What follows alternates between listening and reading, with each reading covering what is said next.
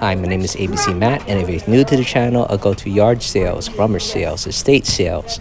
I buy things that are undervalued and I resell them on platforms like eBay. Today I'm at an estate sale, so let's see what I can find.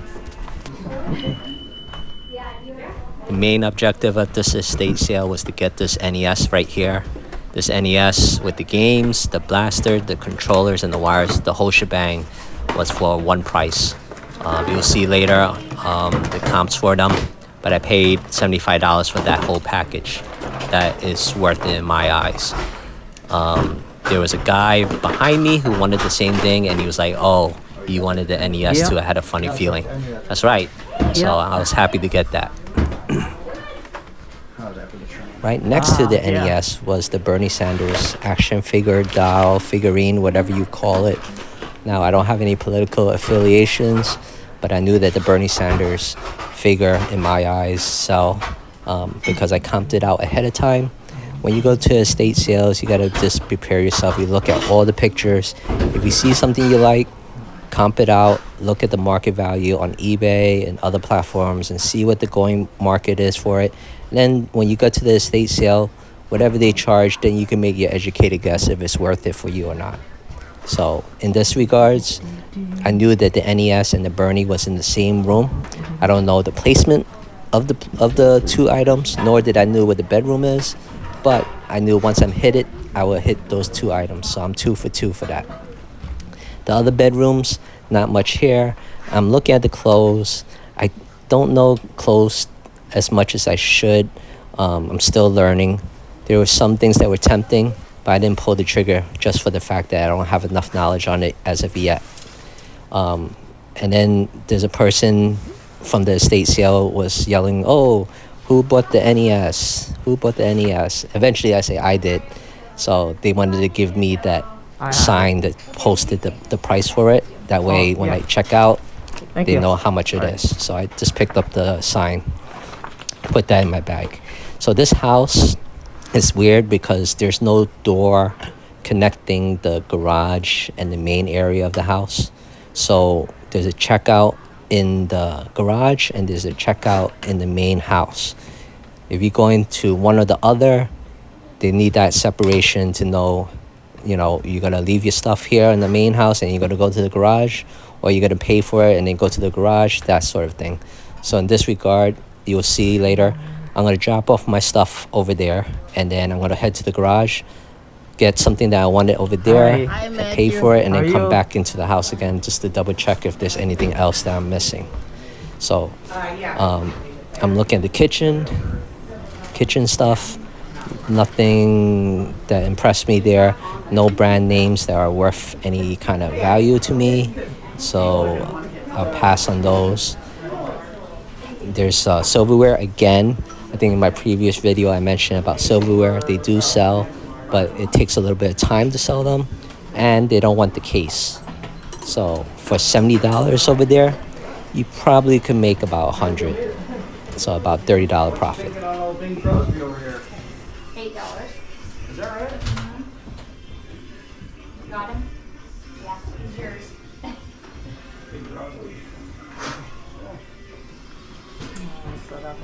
I'm hoping that my narrating in this video is actually drowning out the music, because if the music's too high, YouTube puts a copyright strike on it. But anyway, I'm here, I'm looking at the cross pens. There's value in cross pens as well, but not much of a profit margin in my eyes for me to, you know, take action and get it. So I pass on those. Somebody hit the vinyls before me, which is fine because the NES was more important. So I'm just asking the people, how do they want to do it? Do I have to pay first? Can I drop it off? They said, yeah, you can drop it off. I'll drop it into one of the bins. That's the hold bins, if you ever want to hold things and look around without carrying it. So I exit the house. I go into the garage. Now in the garage, tools-wise, I know a little bit, but I'm going for a specific thing in the garage, so I'm looking for it. But one thing that caught my eye when looking for it Yeah. I saw this still wanted toy it. truck with Yeah. a race car in it. Yeah, there was And, games with it. you know, you Mario don't see it 3, in frame, but it was in Super the Mario above the Duck shelf. Hunt, Adventure And Island, I thought it and was Golf. nice. It was from 1993, Yeah. so it's AKA vintage.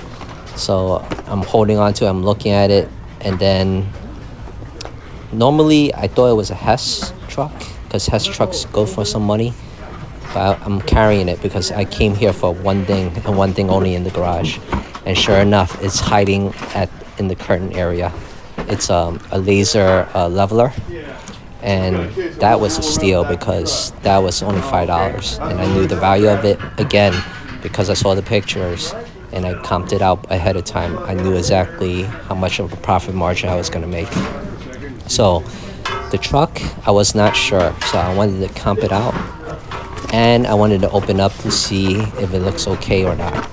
Eventually, I did put it aside because the profit margin was not there. I think they were asking for 10, and I believe when I saw the comps, there was none sold, and there was about 8 listings, and they were going for like about $15.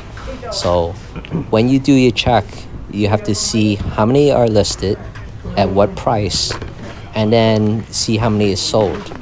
So to beat the competitors, you gotta either be on par, have lower shipping than the others, or have your listing price a little bit cheaper. That would make yours stand out more. But initially, I was going to the checkout, I was gonna buy the 2 items, but then, you know, mental note, I should look at it, the comps a little bit more. So that's what I did. I looked at the comps, and then eventually I put it back down because that was not worth it. The leveler, on the other hand, was worth it, so I kept that.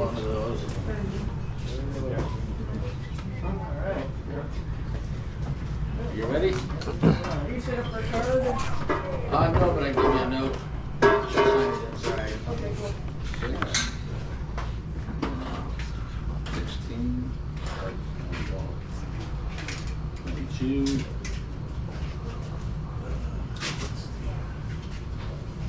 Also, for some reason, the scanning of the barcode took me a long time to get the item to be pulled up. So I had to, move it around until I got it, and eventually I did.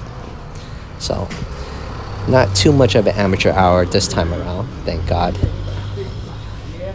Again, so items I get are things that are easy to pack, easy to ship, easy to flip. So if you see any items that I miss in the house or the garage, please let me know. And, that's how we all improve, right, guys? So after checking out, I'm going to just show you my haul and then the comps. All right, this is gonna be this for me. Okay. So first thing, bread and butter, was the NES. Such an awesome thing to get. And then you had the games. Adventure Island was fun to play, I remember that. And then you have golf. Jeopardy, I remember playing really well.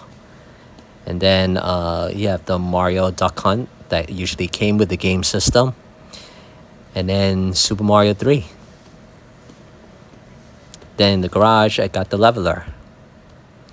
And then, I almost forgot. We got Bernie too.